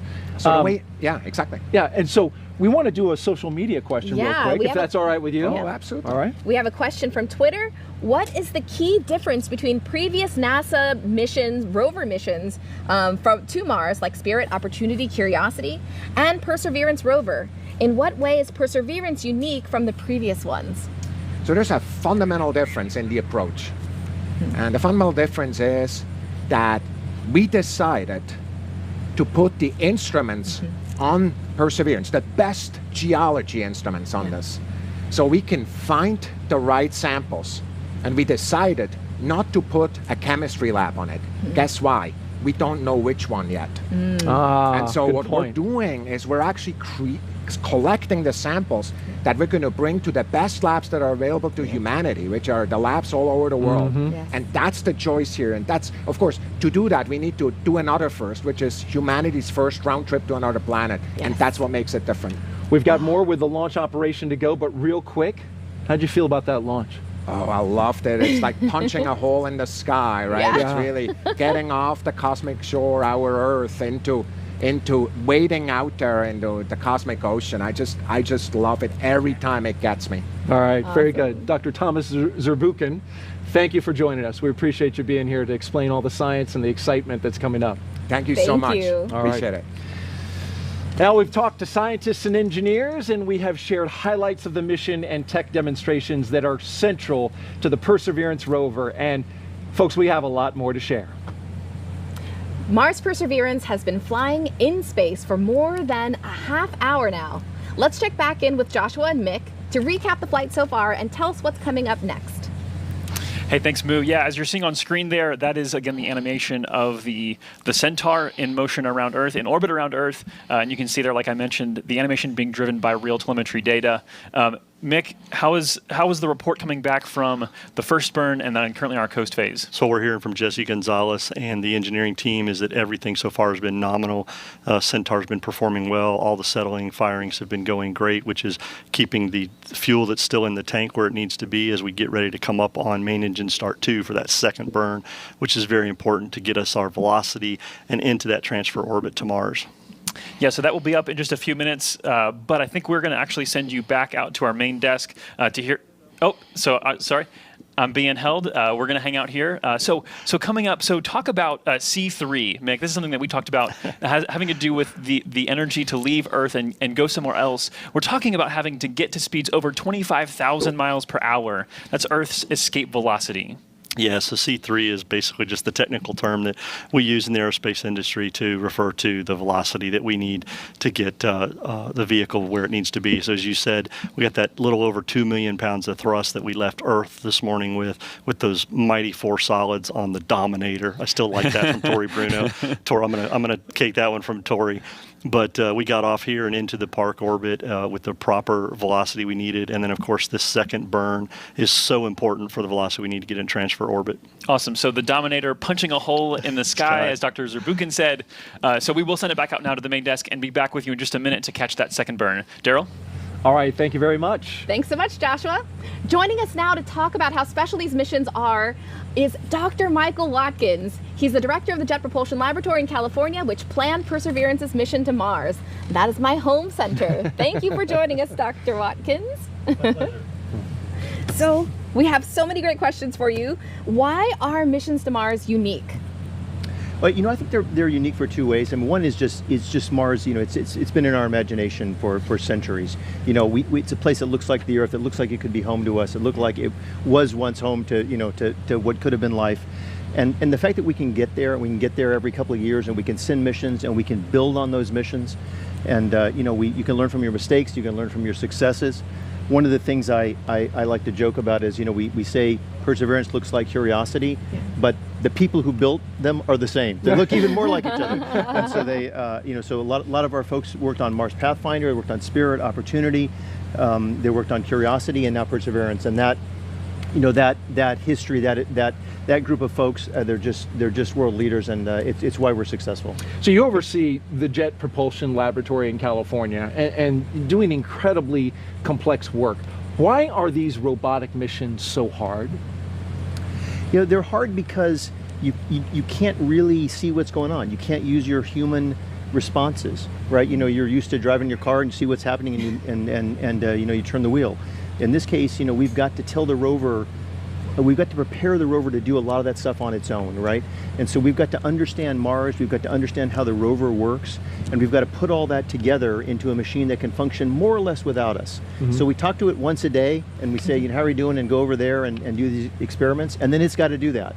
So, we kind of give it its intention, but then it's got to do all those activities by itself, and that's a challenge. And the further away from the Earth you get, the harder it is. So you get out to Saturn, you get to Europa, you get beyond, and it becomes harder and harder. Yeah. Real quick, one question to wrap up. You've been in touch with the folks out at JPL. On air, there was an earthquake that played out. It was a 3.9 magnitude. How is everybody doing? How's your team? They're doing great. Our view is just Pasadena. It's just the Earth being excited about going to Mars. So it was a very minor earthquake. We have them a lot in California. Okay. Maybe it's like hurricanes here or something, but it's tropical storms here. But it was a very minor event, and everything's fine. And we are on our way to Mars. Okay. So a little rumble here in Florida, some rumble in California. It works out great. Mike Watkins, thank you so much. We appreciate you joining us on the broadcast. My pleasure. Thank you. All right. Awesome. We will have that conversation, a conversation with Zena Cardman coming up, which I'm super excited about. That's right. Yeah. On the other side of the Centaur burn and spacecraft separation. We'll also highlight 6 major technologies that NASA's focusing on over the next decade, including the critical energy needs for such missions. But with that, let's turn our attention to the next operational steps. Joshua, are you there? Yeah, Moo, we're here and we're excited. We have a fuel pre-start call just coming in. We are getting ready to hear the call for this second burn of that Centaur RL-10 engine. Again, Mick, explain what this second burn is for. So as we talked earlier, the second burn is really to get us that velocity as we head into that transfer orbit, right? Centaur and Mars 2020 will head into that solar orbit on its way with the proper velocity. We will then get ready to separate Mars 2020 on its way. And I'm hearing that settling is done, and we have main engine start. There we go. Awesome. And again, that animation there being driven by actual telemetry data coming from that rocket. So that's a phenomenal sign. And again, I think that it's tough with these images. Perspective and scale are so important. This vehicle is in Earth orbit. It's not near anything, so you can't see the acceleration of what's happening right now. But for 8 minutes, it's going to be picking up speed. Yeah, this is the burn that gets us really moving in the direction we need to go, that fast velocity that we need to get out of our park orbit and head on our way to Mars. Of course, Centaur and Mars 2020 are still together. System is in and closed loop control as we're hearing, everything is looking nominal on this fire so far. Main engine start was good, and the firing is going well, nominal, as we see in the animation there. Fantastic. So this is rocket science, and it's not easy. We actually want to bring in now, we have a special guest. This is Dr. Denton Gibson, excuse me. Yes. He is a rocket scientist. His official title is Senior Vehicle Systems Engineer. Denton, how are you doing? I'm doing well. Thanks for having me. Yeah, did you enjoy that? Obviously, you got to kind of spectate. A lot of days, you guys sitting on console, you have to kind of focus on your computer, but you got to see this one today. Oh, yes, and it was a beautiful launch today. Yeah, nice sunrise. Hey, tell us about your role with LSP. I was not making up things when I said you're a rocket scientist, but what exactly do you do?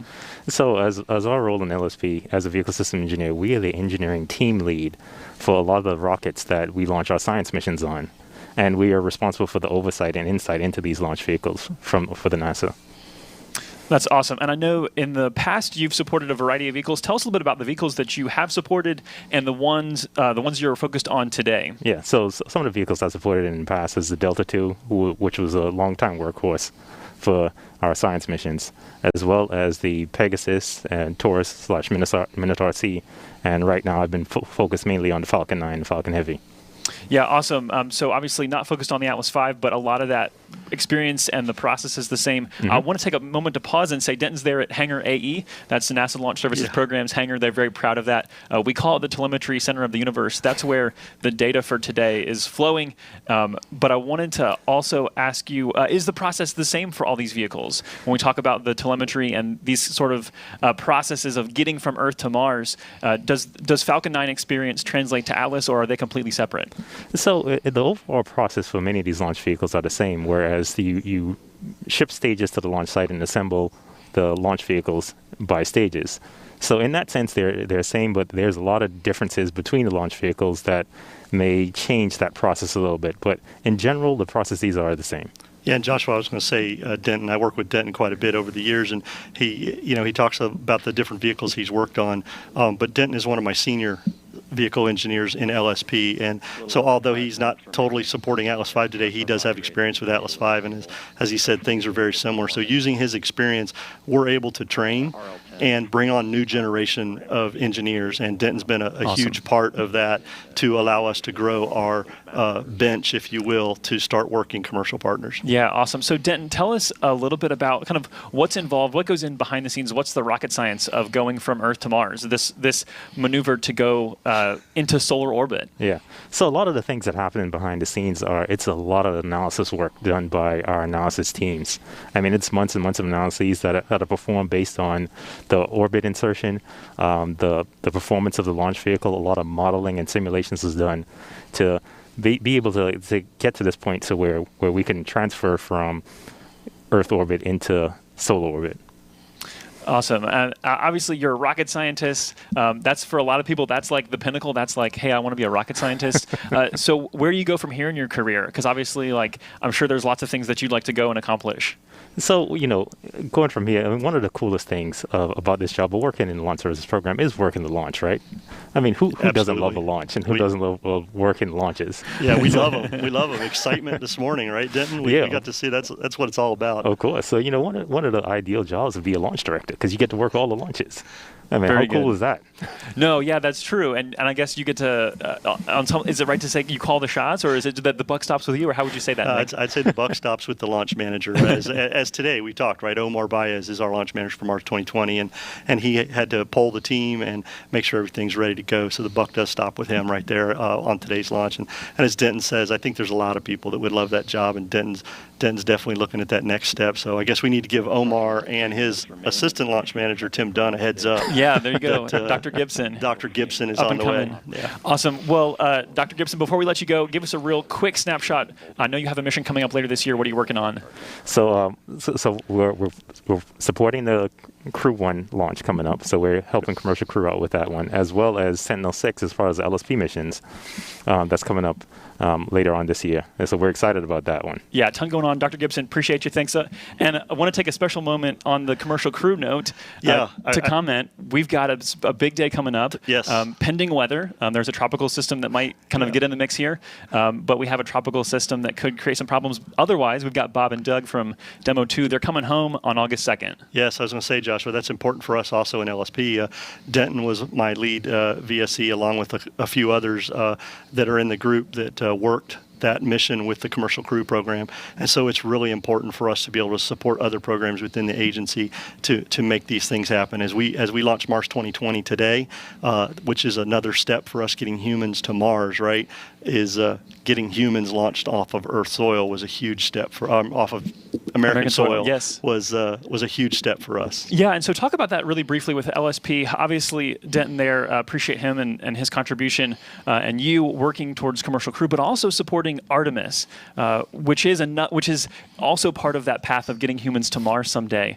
Artemis is about learning to live on the moon to sustain a presence there with the eyes on Mars. So how is LSP supporting even Artemis? Yeah, one of the things there is the Gateway program, right? Deep Space Logistics that is working a lot of that. And so LSP is in the works of supporting Gateway and helping them work with the commercial partners that are providing the rockets for those kind of missions that are out there and future things. One of the cool things about working with launch Services Program is that we work with all of our commercial partners, SpaceX, United Launch Alliance, Northrop Grumman Space Systems, and of course some up-and-comings. You may have heard some, right? It is like a growing Blue Origin. field. Yeah. It's definitely a growing field in the aerospace industry, and LSP takes pride in working with those commercial partners to figure out what we can do for NASA and the country. Awesome. Yeah, it is an exciting time for spaceflight. The commercial spaceflight industry is booming. There's always new things happening. If you keep an eye on the news, you will see new things. We're getting word now that the engine cutoff here should be happening momentarily. Once we see that happen, we'll have roughly, I believe it's 5 minutes until we actually see the spacecraft separation occur. So we're going to stay with you through that, but want to kind of just preview that for you, that hopefully on screen here, you should be seeing that engine cutoff, and that's completely expected. That's a nominal operation, as you say, Nick. We'll hear from Jesse Gonzalez, who's looking at the launch vehicle telemetry and watching the animation there. So let's listen in for Jesse here. And there's the call, and there's the animation, again, modified based on data. So shutdown parameters let's talk about communication for a minute, Nick, because it is not an automatic thing to just shoot information at Earth and have that be usable. So how do we go about communicating not only through launch, but on the way to Mars, and then once we're at Mars? Yeah, so the important thing this morning is when we lifted off from Complex 41 here at Cape Canaveral Air Force Station, we had ground stations that were looking at the launch vehicle and tracked it all the way to provide data.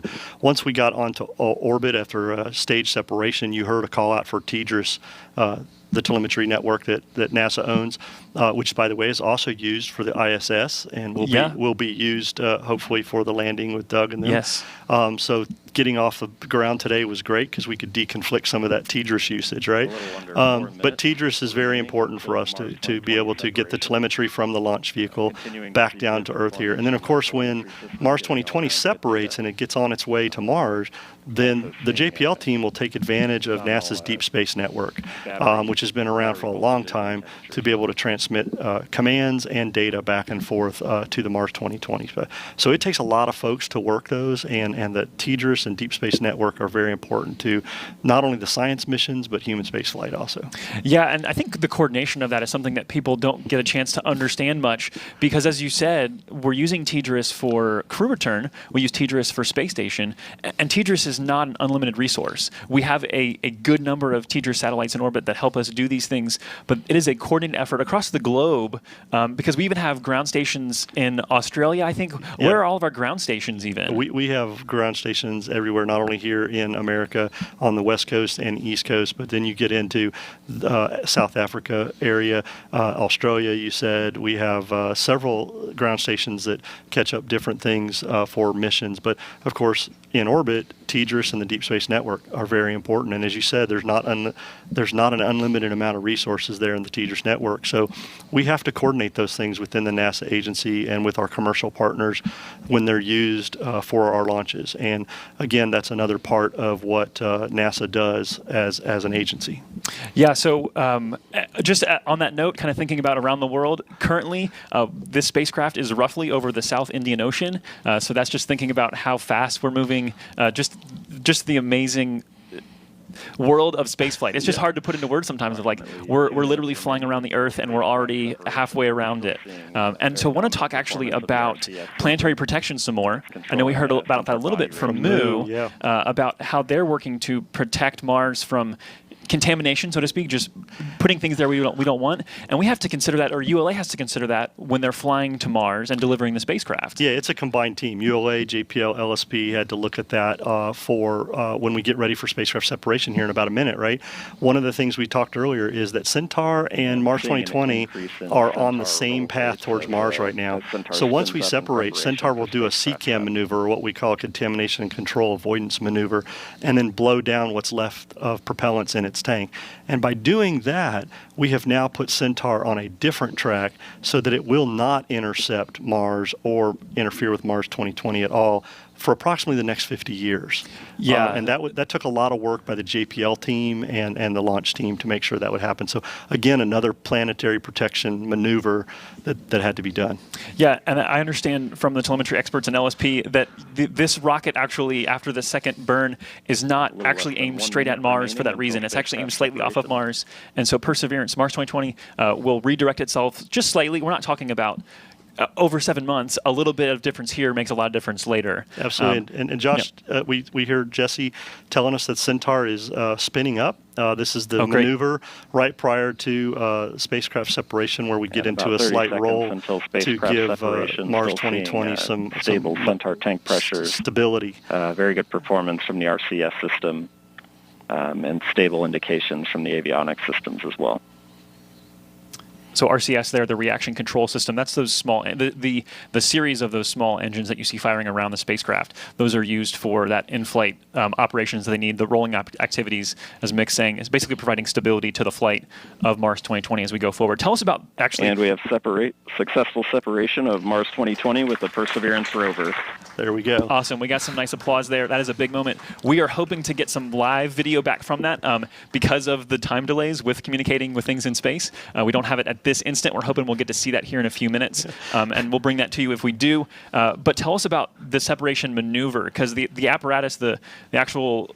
It's a really simple design. It's a separation clamp. We'll talk about that in a minute, but as you see on your screen right now, you see the Mission Director Center where Omar Baez and the team are. And Josh, you and I joked about this a little bit earlier, but with the pandemic and everything going on, the teams have done a great job. Normally, spacecraft separation. 2020 with the Perseverance rover, the Centaur will now perform its standard propellant blowdown sequence to inert the vehicle and complete today's flight after completing its CCAM avoidance maneuver.